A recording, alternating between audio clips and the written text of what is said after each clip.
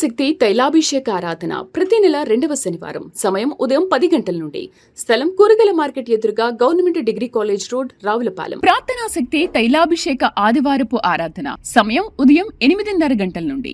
స్థలం viceroy gardens, Jubilee bus stand ఎదురుగా, సికింద్రాబాద్. ప్రార్థనా శక్తి తైలాభిషేక ఆరాధన జూలై 16 ఖమ్మం, బుధవారం. సమయం ఉదయం 8 గంటల నుండి.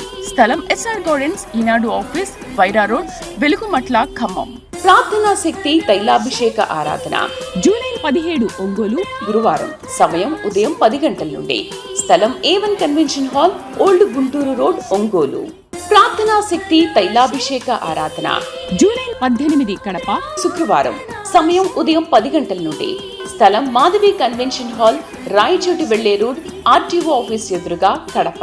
ప్రార్థనా శక్తి తైలాభిషేక ఆరాధన జూలై 19 నంద్యాల, శనివారం. సమయం ఉదయం 10 గంటలకు. స్థలం Shiva garden function hall, Mahanandi road, Nandyal. Yesayya నామములో మీకు వందనాలు తెలియపరుస్తూ ఉన్నాను ప్రియులరా. ఈ దినం కొరకు దేవుడు సిద్ధపరిచిన వాగ్దానాన్ని మనం స్వాధీనపరచుకుందాం. పరిశుద్ధ గ్రంథముల నుండి యెహెజ్కేలు గ్రంథము 36వ అధ్యాయము 9వ వచనం ద్వారా ప్రభు మిమ్మల్ని దర్శిస్తూ ఉన్నారు. యెహెజ్కేలు గ్రంథము 36వ అధ్యాయము 9వ వచనం ద్వారా ప్రభు మిమ్మల్ని దర్శిస్తూ ఉన్నారు. ఏంటంటే, నేను మీ పక్షమునున్నాను, నేను మీ తట్టు తిరుగగా మీరు దున్నబడి విత్తబడుదురు. దేవునికి మహిమ కలుగును గాక. దేవుడు మీ పక్షమున ఉన్నాడు. నా పక్షంగా ఎవరున్నారు? నా పక్షంగా ఎవరున్నారు? నేను చెప్పుకుందామంటే ఒక మనుషుడు లేడు, నమ్మకస్తుడు. ఏదైనా సలహా తీసుకుందామంటే ఎవరు లేరు.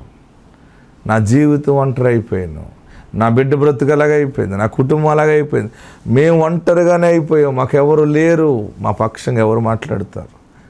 ఎవరు న్యాయం చేస్తారు? మాకు ఎవరు ధైర్యం చెప్తారని అనుకుంటున్నాం కదా. దేవుడే నీ పక్షముగా ఉన్నాడు. ఎస్, దేవుడు నీ పక్షముగా ఉన్నాడు. నీ జీవితాన్ని ఆశీర్వాదంగా మార్చునై ఉన్నాడు. అందుకనే నేను మీ పక్షముగా ఉన్నాను, నేను మీ తట్టు తిరగగా మీరు దున్నబడి విత్తబడుదురు. ఆమేన్. సాగు జరుగుతుంది, విత్తనాలు వేయబడుతుంది, అవన్నీ మొలకలెత్తి విస్తారమైన పంట వస్తుంది. పంట ద్వారా ధన సమృద్ధి వస్తుంది. అంటే మీరు చేయు ప్రతి ప్రయత్నము, ప్రతి పనిలో ఆశీర్వాదము దేవుడు అనుగ్రహించినట్లుగా మీ వైపు టర్న్ అవుతున్నాడు అనమాట.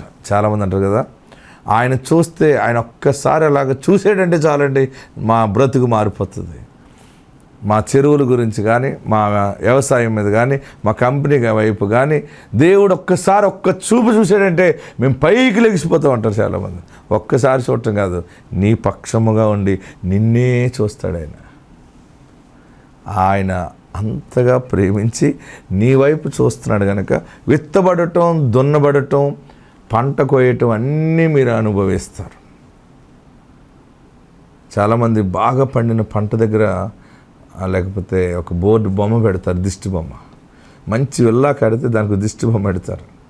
కొత్త కారు కొనుక్కుంటే దానికి ఏదో రాస్తారు. లారీ వెనకాల కానీ ఒక వెహికల్ నరదిష్టి తగలకూడదని, నరగోళ మంచిది కాదు, నన్ను చూసి ఏడవకరా, రకరకాలు రాస్తారు. ఈ చూపులు ఏవి నీకు పనికిరావు. దేవుడు నీ పక్షముగా ఉండగా నీ వాహనం చుట్టూ ఆయన దూతలు ఉంటాయి. దేవుడు నీ పక్షంగా ఉండగా నీ ఇంటి చుట్టూ ఆయన దూతలు ఉంటాయి. దేవుడు నీ పక్షంగా ఉండగా నీ ఆస్తి, పొలము, నీ యొక్క వ్యవస్థ చుట్టూ దేవుని దూతలు కంచి వేసి ఉంటాయి. నీ పక్షముగా ఉన్నాడు గనుక నీ వైపు చూస్తున్నాడు. దున్నుట, విత్తుట, కోయుట, అసలు బలమైన ఆశీర్వాదాలు ఈ రోజు నుండి ఆయన మీ వైపు చూస్తున్నాడు. నీ పక్షముగా ఉన్నాడు. భయపడకు, ఏడవకు. బిడ్డను ఎత్తుకుని సాక్ష్యం ఇస్తావు. అడుగుతున్నావు కదా, ఇంటిలోకి వెళ్ళి కొత్త ఇల్లు కట్టి సాక్ష్యం ఇస్తావు. నీతోనే దేవుడు మాట్లాడుతున్నాడు. ఏడవకు. ఎన్నాళ్ళు ఏడుస్తావు? ఎంతకాలం ఏడుస్తావు? అయిపోయింది. ఆయన నీ పక్షముగా ఉండటమే కాదు, నీ వైపు చూస్తున్నాడు. నువ్వు పొలములో విత్తనాలు విత్తుతావు, అనుకోకుండా ఆశ్చర్యకరంగా భూమిని స్వాధీనపరచుకుంటావు. నీ పితరుల స్వాస్థ్యం నీకు వస్తుంది. వచ్చేటప్పుడు అలాగే వస్తుంది. ఒక పెద్ద ఆయన అంటాడు, కొబ్బరికాయలోకి, కోకోనట్లోకి వాటరు ఎట్లా వస్తుంది ఎవరికి తెలియదు. అది క్రైస్తవుడు ఆశీర్వదించబడటం కోకోనట్లకు వాటర్ వచ్చినట్టు వస్తుంది. అలాంటి ఆశీర్వాదం చూడబోతున్నావు. ఆత్మదేవుడు నీకు తోడై ఉండును గాక. ఆమేన్.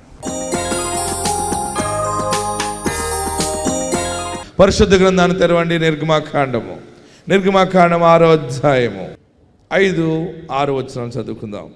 ఐగుప్తీయులు దాసత్వమునకు లోపరిచి ఉన్న ఇశ్రాయేలీల మూలుగును విని నా నిబంధనను జ్ఞాపకము చేసుకొని ఉన్నాను. దేవునికి మహిమ కలుగు గాక. దేవుని బిడ్డలు ఐగుప్తులో బానిసత్వం చేస్తూ ఉన్న సమయం అది. ప్రపంచంలో 7 వింతలలో ఒక వింత పిరమిడ్స్. ఈ పిరమిడ్స్ ఎక్కడున్నాయంటే ఐగుప్తులో ఉన్నాయి. ఈజిప్ట్ అంటారు. ఈజిప్ట్ దేశంలో ఉన్నాయి. ఈజిప్ట్ని తెలుగులో ఐగుప్తు అంటారు. ఐగుప్తు దేశంలో ఇశ్రాయేలీలు ప్రజలు ఆ రాజు కింద దాసులుగా ఉండిపోయారు. ఆ ఐగుప్తీయుల్ని పాలిస్తున్న రాజుని ఫరో అంటారు. రాజుని మనం ఇక్కడ రాజు అంటాం, అక్కడ ఫరో అంటారు. రెండో రాజుని కూడా మళ్ళీ ఫరో అంటారు. మొదటి ఫరో, రెండో ఫరో, మూడో ఫరో అంటారు. ఓకే, ఈ రాజు ఏం చేశాడంటే ఇశ్రాయేలీల చేత వెట్టి చాకరీ చేయించుతూ ఉండేవాడు. అప్పుడు దేవుని బిడ్డలందరూ ఏడ్చి ప్రార్థన చేశారు. దేవా, మా దేశము కానాను దేశము, ఇజ్రాయేల్ దేశం మాకు వెళ్ళిపోవాలి. మా దేశం మేము వెళ్ళి మా బ్రతుకులు మేము బ్రతకాలి. ఇక్కడ మేము దాసులుగా ఉండిపోయామని ఏడ్చినప్పుడు ఆ ఏడుపు ఎలాగుందంటే వారు పని చేస్తూ ఏడుస్తూ ఉండేవారు, పని చేస్తూ కూడా ప్రార్థిస్తూ ఉండేవారు. వెట్టి చాకరీ, దానిని మూలుగు అన్నారు. వారు మూలుగు ఎలాగుంటుందంటే ఇటుకలు తయారు చేస్తూ, ప్రపంచంలో మొట్టమొదటగా ఇటుకలు తయారు చేసిన వారు ఐగుప్తీయులే. ఇటుకలు తయారు కంపెనీ అంతా అక్కడి నుంచి వచ్చింది మనకి.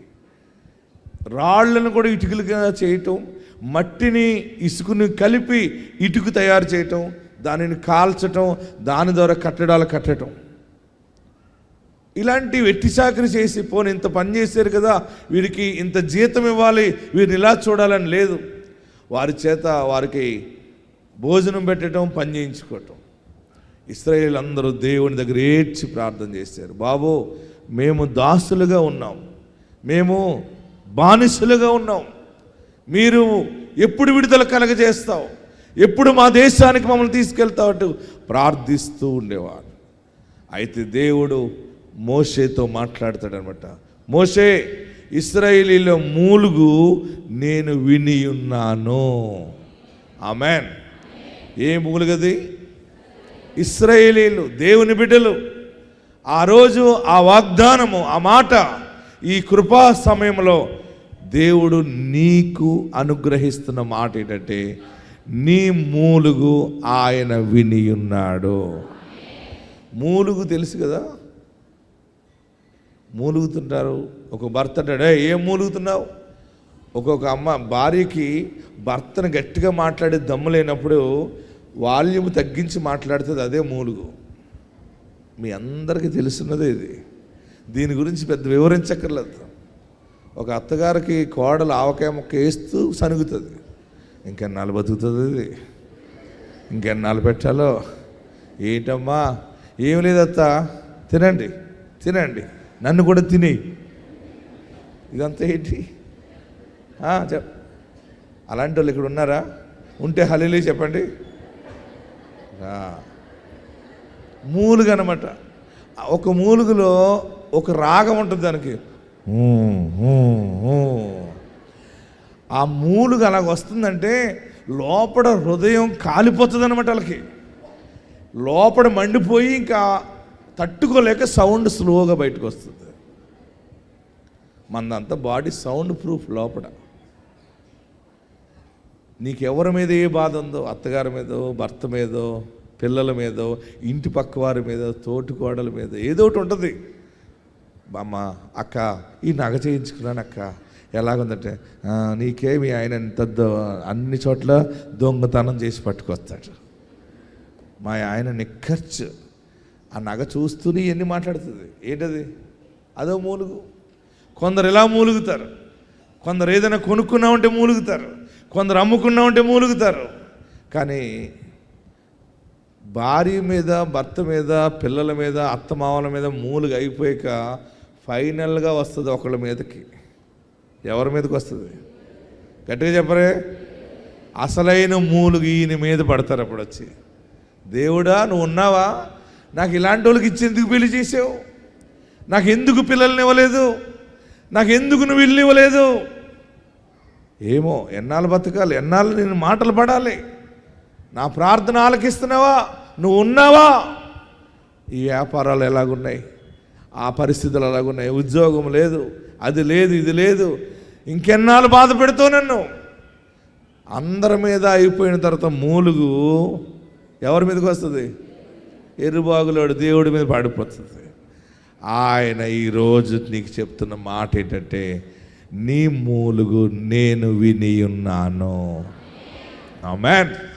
గట్టిగా హల్లెలూయా చెప్పండి, గట్టిగా హల్లెలూయా చెప్పండి. అక్కడ ఏమంటున్నాడంటే మోషేతోటి, మోషే ఇశ్రాయేలీల మూలుగు నేను విని ఉన్నాను కనుక వారికి నేను చేసిన ప్రమాణమును జ్ఞాపకం చేసుకుంటాను, వారి పితరులకు నేను మాట ఇచ్చాను. మళ్ళీ చదవండి మాట. నిర్గమకాండం 6వ అధ్యాయము 5వ వచనం. ఐగుప్తీయుల దాసత్వమునకు లోపరిచి ఉన్న ఇశ్రాయేలీల మూలుగును విని నా నిబంధనను జ్ఞాపకము చేసుకొని ఉన్నాను. వారికి ఏడుస్తున్నారు, ఓకే నాకు అర్థమైంది, కానీ వారికి నేను ఒక మాట ఇచ్చాను. వారి పితరులకి, అబ్రహాముకి, ఇస్సాకుకి, యాకోబుకి మాట ఇచ్చాను, నీ సంతానము ఇసుకరేణుల వలె అవుతుంది అని చెప్పాను, నీ సంతానము ఆశీర్వాదంగా ఉంటుంది, నీ సంతానము ఏలుబడి చేసేవారిగా ఉంటారు. ఇన్ని చెప్పాను, కానీ బిడ్డలు నలుగుతున్నారు. ఎస్, వారి మూలుగు విన్నాను, వారికి వాగ్దానం చేశాను కనుక ఆ వాగ్దానం నేను వారి జీవితంలో నెరవేర్చుచున్నాను. ఈరోజు ఆశీర్వాదం ఏంటంటే, నీవు ఏ వాగ్దానము కలిగి ఉన్నావో, దేవుడు నిన్ను ఏ మాట ఇచ్చి నిన్ను ఆకర్షించాడో, ఏ మాటతో నిన్ను బలపరిచాడో, ఆ మాట ఈ దినము నుండి నెరవేర్పులోకి రాబోతా ఉంది. నువ్వు ఏది కావాలని అడిగావో అది దేవుడు నీ పట్ల స్థిరపరచనై ఉన్నాడు. వాగ్దానము చేసినవాడు నమ్మదగినవాడు. అడుగుతున్నావు కదా, దేవా నాకు ఇస్తానన్నావు, నా అప్పులు తీరుస్తానన్నావు, ఇంకెన్నాళ్ళు ఈ అప్పులు, ఇంకెన్నాళ్ళు ఈ దరిద్రము, ఇంకెంతకాలము ఈ ఒంటరితనము, ఇంకెంతకాలము ఈ సమాధానం లేని స్థితి. చాలామంది ఆ ఆర్టీసీ బస్సు ఎక్కినప్పుడు కూడా అద్దం కాడ కూర్చుని ఏడుస్తూ ఉన్న వాళ్ళు ఉంటారు. అలాగ వెళ్ళిపోతూ ఉంటే బస్సు కళ్ళప్పుడు నీళ్ళు అలా వస్తూ ఉంటాయి. ఇంకెన్నాళ్ళు సమాధానం చెప్పాలి, ఇంకెన్నాళ్ళు పిల్లలు లేరు అంటూ ఉన్నారు. అలాగా ఆకాశం వైపు చూసి ఏడుస్తూ ఉన్నవారు ఉంటారు. కొందరు ప్రయాణం చేస్తూ ఏడుస్తుంటారు. పడుకున్నప్పుడు చాలామంది అందరూ పండుకున్నాక కళ్ళు తెరిచి మూలుగుతూ ఏడుస్తూ ఉంటారు. అలాంటి వారు ఇక్కడ ఉన్నారని దేవుడు చెప్తున్నాడు. మీ మూలుగు, నీ ఏడుపు, నీ హృదయ ఆవేదన దేవుడు విని ఉన్నాడు. నీవు నేను పూజించే దేవుడు చెవులున్నవాడే కాదు, చెవులలోకి వెళ్ళి ప్రార్థన ఆయన ఆలకించువాడై ఉన్నాడు. ఆమేన్. హల్లెలూయా చెప్పండి, గట్టిగా హల్లెలూయా చెప్పండి. మీరు భయపడకండి, మీ చిన్న ప్రార్థన దేవుడు ఆలకించాడు. నేను ఒక వాగ్దానం ద్వారా పుట్టిన సేవకుడిగా నన్ను దేవుడు మీ ముందు పెట్టాడు. మీకు బలమైనటువంటి మాట తెలియపరుస్తున్నది ఏంటంటే, నీ భారభరితమైన మూలుగు దేవుడు విని ఉన్నాడు. అప్పులు తీర్చమని అడిగేవా? రోగాన్ని తొలగించుకోమని అడిగేవా? ఎంత సమయం ఈ రోగం, ఎంత సమయం, ఎన్నాళ్ళు ఈ బాధలు, ఎంతకాలము ఈ వ్యాధితో నేను హాస్పిటల్ తిరగాలని ఏడుస్తున్నావు కదా, దేవుడు నీ మూలుగు విని ఉన్నాడు. ఆమేన్. ఆయన మాట ఇచ్చాడు. అబ్రహాముకి, ఇస్సాకుకి, యాకోబుకి మాట ఇచ్చినట్టుగానే ఇశ్రాయేలీయులకి దానిని జ్ఞాపకం చేసుకుంటానన్నాడు. ఈరోజు చీకటి రాగానే లేచి వచ్చారు మీరందరూ కూడా. మీరు ఇంటి దగ్గర నుంచి రెడీ అవుతున్నప్పుడే దేవుడు మీ మొర ఆలకించాడు. ఎంత ఆవేదనతో, గుండె బాధతో నువ్వు ఇక్కడికి వచ్చావో ఆయన చూశాడు. త్వరగా న్యాయము జరిగించుచున్నాడు. ఆయనే న్యాయము చేస్తా ఉన్నాడు. ఎస్తేరు గ్రంథంలో ఒక మాట ఉంటుంది చూడండి, ఈ మూలుగు గురించి. ఎస్తేరు గ్రంథము 9వ అధ్యాయము 21వ వచనములో అక్కడ సందర్భం ఎలాంటిదంటే, రాజు అహశ్వేరోషు రాజు ఎస్తేరుని బాగా ఎక్కువగా ప్రేమించాడు. ఎస్తేరుని ప్రేమించాడు, తన భార్య అనమాట. అయితే ఎస్తేరు యూదురాలు. ఆ యూదులందరికీ శ్రమ సంభవించింది. ఆ యూదులందరినీ కూడా నాశనం చేయమని అక్కడ ఉన్నటువంటి ఒక మనుషుడు పగపట్టి మొత్తం అక్కడ ప్రోగ్రాం అంతా మార్చేస్తాడు. రాజుకు తెలియదు. ఒకరోజు భార్య ఎస్తేరు రాజుని ఆహ్వానించి అన్ని విషయాలు తెలియపరిచి ఆయనను అడిగితే, నీకేం కావాలో కోరుకో అన్నాడు. అప్పుడు అక్కడ యూదులు 500 మంది నాశనం చేయబడ్డారు. అలాగే చాలామందిని చంపేస్తున్నారు. ఒక దుష్టుడు, ఒక శత్రువు తన కుమారులు 10 మంది అందరినీ, యూదులు అంటే దేవుని బిడ్డలను పాడు చేస్తున్నారు. వారు ఏడుస్తూ మూలుగుతూ ఉన్నారు. అయితే రాజు ఎస్తేరుని చూసి అంటాడు, ఎస్తేరు, ఈరోజు మీ వాళ్ళ మూలుగు దినము శుభదినముగా మారుతుంది. చదవండి, ఎంత గొప్ప మాట అన్నాడు. యూదులు తమ పగవారి చేత, చూడండి ఎస్తేరు గ్రంథం 9వ అధ్యాయము 21వ వచనం, యూదులు తమ పగవారి చేత బాధపడక నెమ్మది పొందిన దినములనియు, చూడండి, బాధపడక నెమ్మది పొందిన దినములని, వారి దుఃఖము పోయి సంతోషము వచ్చిన నెల, ఆమేన్, వారి దుఃఖము పోయి సంతోషం వచ్చినని నెలనియు, సంతోషం వచ్చిన నెలనియు, వారు మూలుగుట మానిన శుభదినమని. ఆమేన్, ఆమేన్. అందరు చెప్పాల మాట. ఏమని రాశాడు అక్కడ? వారు మూలుగుట మానిన శుభదినము. ఈరోజు వాగ్దానం ఇదే మీకు అందరికీ. ఆమేనండి. నీ మూలుగుతున్న దినము మూలుగు ఆగిపోయిన దినము, నెమ్మది పొందిన దినం, ఏడుపు దుఃఖము ఆగిపోయిన దినము, ఆ దినము శుభదినము. ఆమేన్. మన మూలుగు ఎవరైనా ఆపగలరా? ఈ భూమి మీద ఎవరైనా ఉన్నారా నీ మూలుగు ఆపటానికి? ఎవ్వరూ మన మూలుగు ఆపలేరు. మన వేదన, మన దుఃఖము, నేనున్నాను, నీ దుఃఖం తీర్చేస్తాను, ఏడవకు, నేనున్నాను, అన్నీ ఇచ్చేస్తాను అన్నవాడు ఎవడు ఉండడు. కానీ నీ దరిద్రమునకు ముగింపు ఆయన పలుకుతాడు. హల్లెలూయా. గట్టిగా హల్లెలూయా చెప్పండి.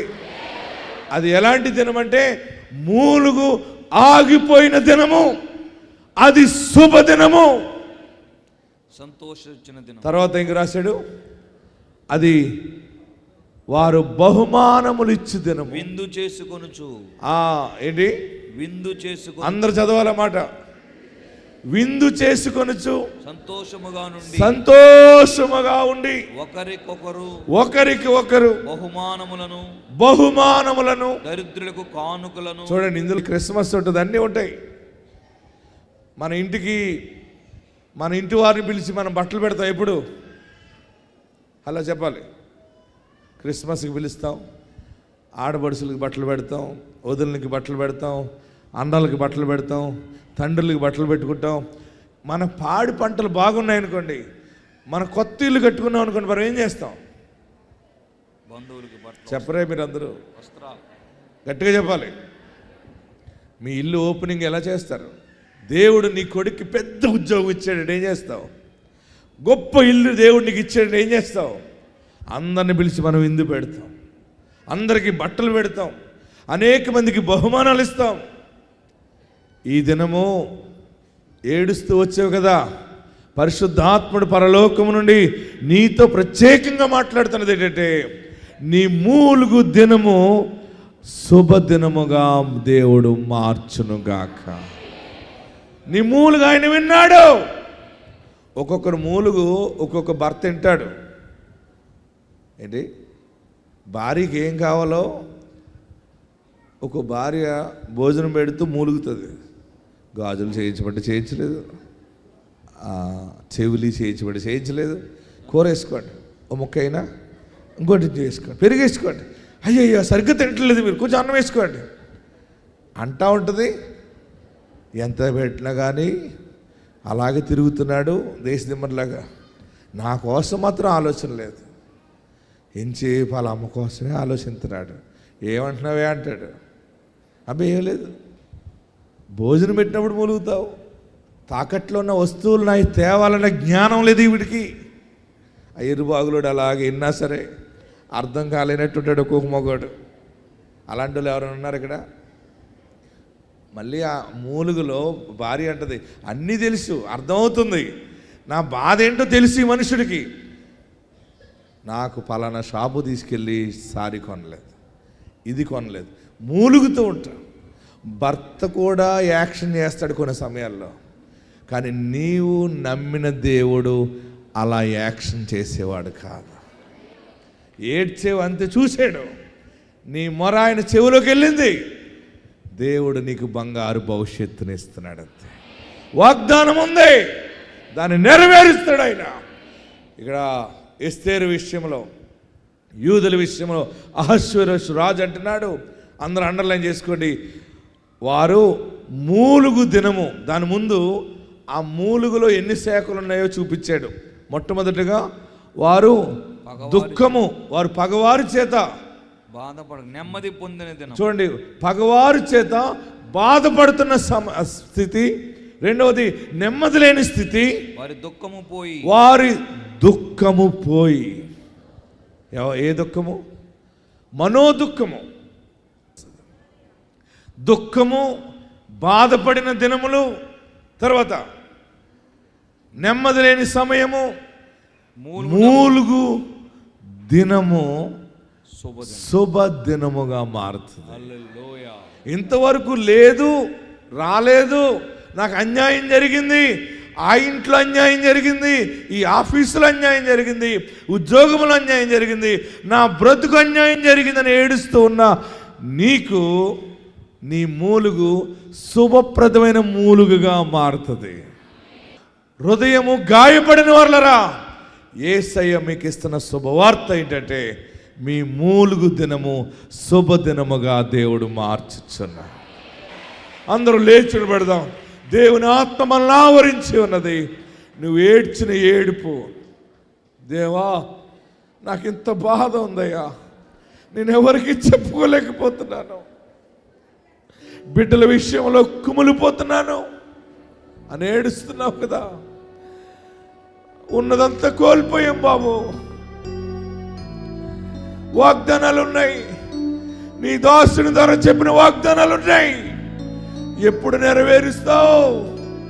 నా జీవితంలో ఎప్పుడు నెరవేరిపోస్తుందని ఎక్కెక్కిబడి ఏడుస్తూ ప్రార్థిస్తున్నావు. ఆధారం లేక దేవుని మీద ఆధారపడి అడిగావు కదా, నాకెప్పుడు పెళ్లి చేస్తావు, నాకు ఎలాంటి మనుషుల్ని ఇస్తావు, నాకెప్పుడు ఇల్లు ఇస్తావు, ఎప్పుడు వ్యాపారం ఇస్తావు, నాకెప్పుడు ఉద్యోగం ఇస్తావు, ఎప్పుడు నేను నవ్వుతూ బ్రతికే దినాలు వస్తాయి. నేడే నీ మూలుగు దినము శుభదినముగా దేవుడు మారుస్తున్నాడు. నేను ఎంత సంపాదించినా నిలబడలేదని ఏడుస్తున్నావు కదా, అంత అలాగే అయిపోయింది. చాలా సమయము వ్యర్థమైపోయింది, వయస్సు అయిపోతుంది, జ్ఞానం అయిపోతుంది.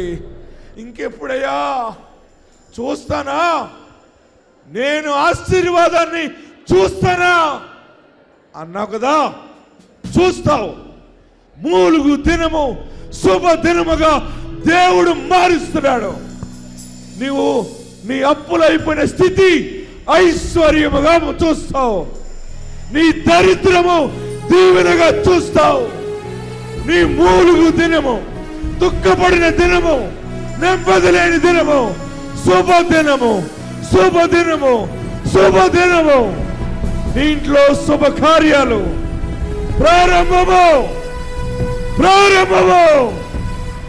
ఐశ్వర్యాన్ని చూస్తావు, ఎదుగుదల చూస్తావు, దేవునిని గణపరుస్తావు, బంగారు జీవితం కలిగి ఉంటావు.